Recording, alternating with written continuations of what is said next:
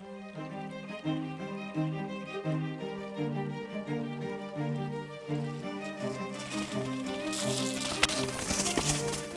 right, who are you?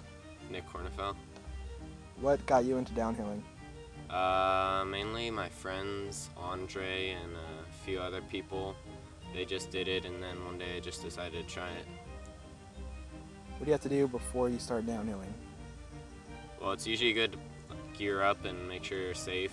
Gotta wear a helmet and usually wear knee pads in case I eat it, because gotta be safe. What kind of bike do you need to use to downhill? Full suspension bike with like 8 inches of travel is plenty good enough, because with like the rocks that you have to ride over, you need suspension to handle that. What if it has 7 inches at the front and 6 in the back?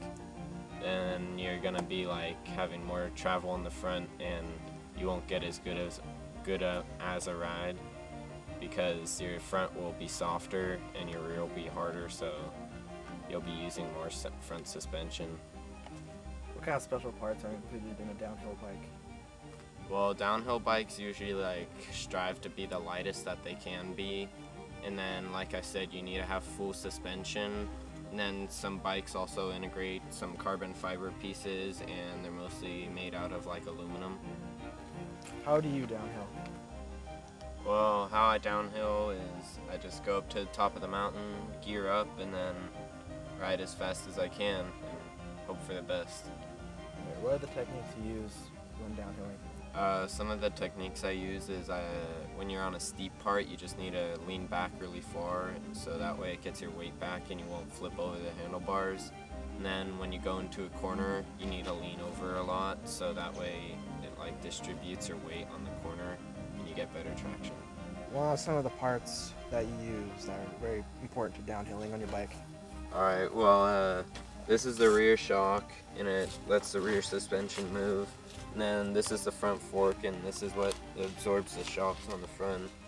And then you need really powerful brakes because you'll be going fast, so I use disc brakes, and they have a disc just like a car brake, so they're really strong. And then you need a rear shifter and a rear derailleur so you can change gears and you can change how fast you're pedaling.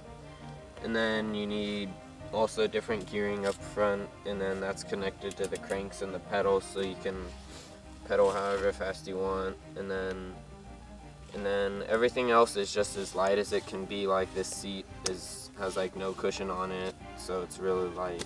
What about the tires?